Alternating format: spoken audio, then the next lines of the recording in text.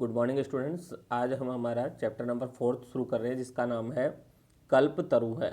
तरु है यानी वृक्ष। तो यहाँ पर कल्प वृक्ष की बात की जा रही है। प्रस्तुत पाठ वेताल पंचविंशति नामक कथा संग्रह से लिया गया है।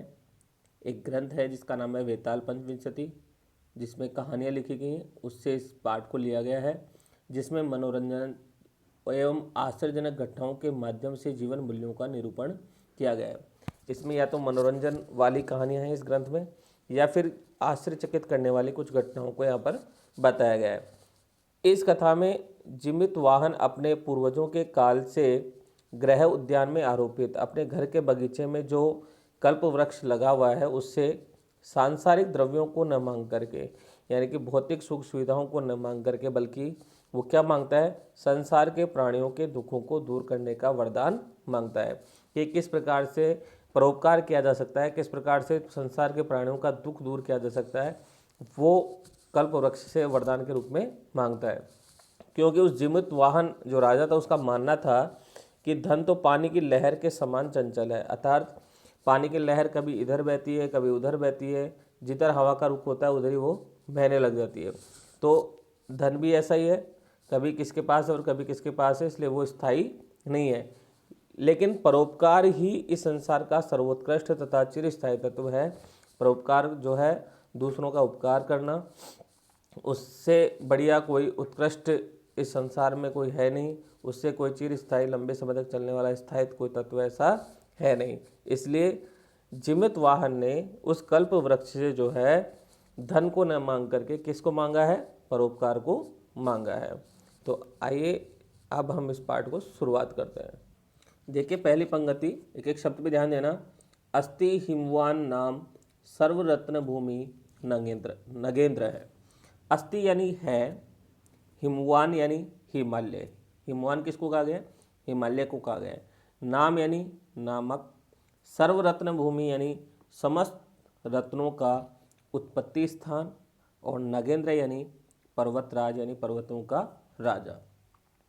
हिमालय नाम का समस्त रत्नों का उत्पत्ति स्थान पर्वतराज है। क्या होगा अर्थ देखना एक बार। हिमालय नाम का समस्त रत्नों का उत्पत्ति स्थान पर्वतराज है। तस्य सानो उपरि विभाति कंचनपुर नाम नगरम। तस्य यानी उसके, तस्य यानी उसके, सानो है, सानो है यानी चोटी के या शिखर के, ऊपरी यानी ऊपर, विभाति यानी सुशोभित है, कंचनपुर नाम नगरम यानी कंचनपुर नामक नगर। उसकी चोटी के ऊपर कंचनपुर नामक नगर सुशोभित है। उसकी चोटी के ऊपर कंचनपुर नामक नगर सुशोभित है। ठीक है, तीसरी लाइन देखें। तत्र जिमूत केतुर इति श्रीमान विद्याधरपति है वस्ति इसमें। तत्र यानी वहाँ, तत्र यानी वहाँ, जिमूत केतु है यानी जिमूत केतु नामक, श्रीमान यानी धनवान, श्रीमान यानी धनवान, विद्याधरपति यानी विद्याधरपति यानी विद्याधरों का स्वामी या विद्याधरपति, वस्ती इसमें यानी रहता था। वहाँ जिमूत केतु नामक अत्यंत धनवान विद्याधरपति रहता था। ठीक है, आगे देखें। तस्य गृह उद्याने कुल क्रमागतः कल्पतरुः स्थित है।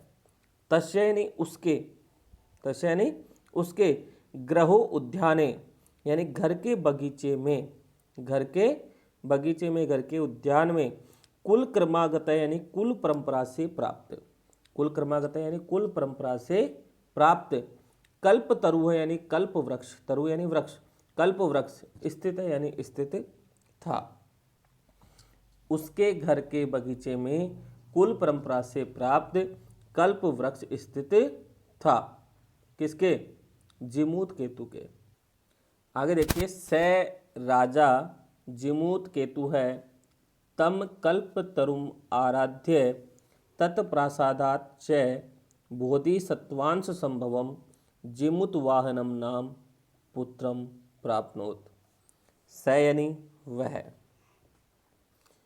राजा जिमुत केतु है, वह राजा जो जिमुत केतु था, उस राजा जिमुत केतु ने तम कल्प तरुम, उस कल्प वृक्ष की आराध्य यानी आराधना करके, उस राजा जिमुत केतु ने उस कल्प वृक्ष की आराधना करके तत्प्रसादात यानी उसकी कृपा से च यानी और बोधिसत्वांश संभवम, बोधिसत्व के अंश से उत्पन्न जिमुतवाहन नाम का पुत्रम यानी पुत्र प्राप्नोत यानी प्राप्त किया। उस राजा जिमूत केतु ने उस कल्प वृक्ष की आराधना करके और उसकी कृपा से बोधिसत्व के अंश से उत्पन्न जिमुतवाहन नामक पुत्र प्राप्त किया। ठीक है, आगे देखें। स महान दानवीर है सर्वभूतानुकंपी च अभवत। स यानी वह, महान दानवीर यानी महान दानवीर, सर्वभूतानुकंपी च और सभी प्राणियों पर दया करने वाला, अभवत यानी हुआ। वह महान दानवीर और समस्त प्राणियों पर दया करने वाला हुआ। तस्य गुणै प्रसन्न स्वसचि वैसस प्रेरित है राजा कालेन संप्राप्त यौवनम तम यौवराज्य अभिषिक्तवान। तस्य गुणै, तस्य यानी उसके, गुण यानी गुणों से, प्रसन्न यानी प्रसन्न हुआ, स्वसचिवई यानी अपने मंत्रियों से, च यानी और, प्रेरित यानी प्रेरित, राजा यानी राजा ने, कालेन यानी समय से, संप्राप्त यौवनम यानी युवावस्था को प्राप्त, तब यानी उसको, यौवराज्य यानी युवराज पद पर, अभिषिक्तवान यानी अभिषेक कर दिया। उसके गुणों से प्रसन्न और अपने मंत्रियों से प्रेरित राजा ने समय से युवावस्था को प्राप्त उसका युवराज पद पर अभिषेक कर दिया। ठीक है, आगे देखें। यौवराज्य स्थित स जिमुत वाहन कदाचित हितैषी भी पितृ मंत्री भी उक्त है। एक बार इतना ही देखेंगे हम। कदाचित यानी कभी या किसी समय। ठीक है, हितैषी भी पितृ मंत्री भी, पिता के कल्याण की कामना करने वाले मंत्रियों ने। हितैषी भी पितृ मंत्री भी, पिता के कल्याण की कामना करने वाले मंत्रियों ने। ठीक है, यौवराज्य यानी युवराज के पद पर, यौवराज्य यानी युवराज के पद पर, स्थितम यानी स्थित, तम जिमुत वाहनम उस जिमुत वाहन से, उक्तवंत यानी कहा। एक बार इतना ही देखना। युवराज पद पर स्थित उस जिमुत वाहन से पिता के कल्याण की कामना करने वाले मंत्रियों ने किसी समय कहा। क्या कहा? युवराज यो अयम, युवराज यो अयम सर्वकामदः कल्पतरु है तव उद्याने तिष्ठति स तव सदा पूज्य है।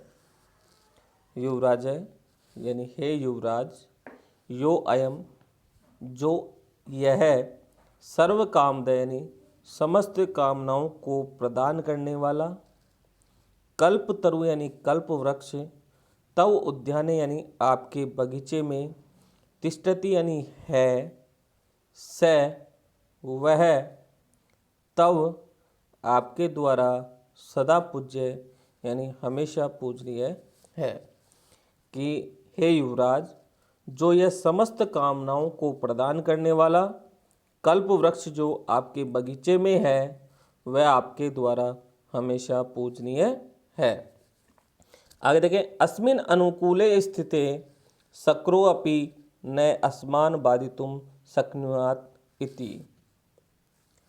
अस्मिन यानी इसके, अस्मिन यानी इसके, अनुकूल स्थिति में रहने पर, इसके अनुकूल स्थिति में रहने पर शक्रो अपि, शक्र यहाँ पर कहा गया इंद्र को, इंद्र भी अस्मान बाधितुम, हमें बाधा न शक्नुयात यानी नहीं पहुंचा सकता।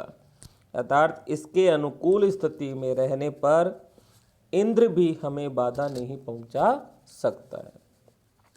ठीक है, एक बार मैं फिर से सिर्फ अर्थ बता रहा हूँ, एक एक लाइन का ऊपर से ध्यान देते हुए चलना। हिमालय नाम का समस्त रत्नों का उत्पत्ति स्थान पर्वतराज है। उसकी चोटी के ऊपर कंचनपुर नामक नगर सुशोभित है। वहाँ जिमूत केतु नामक अत्यंत धनवान विद्याधरपति रहता था। उसके घर के बगीचे में कुल परंपरा से प्राप्त कल्प वृक्ष स्थित था। उस राजा जिमूत केतु ने उस कल्प वृक्ष की आराधना करके और उसकी कृपा से बोधिसत्व के अंश से उत्पन्न जिमूत वाहन नामक पुत्र प्राप्त किया। वह महान दानवीर और समस्त प्राणियों पर दया करने वाला हुआ। उसके गुणों से प्रसन्न और अपने मंत्रियों से प्रेरित राजा ने समय से युवावस्था को प्राप्त उसका युवराज पद पर अभिषेक कर दिया।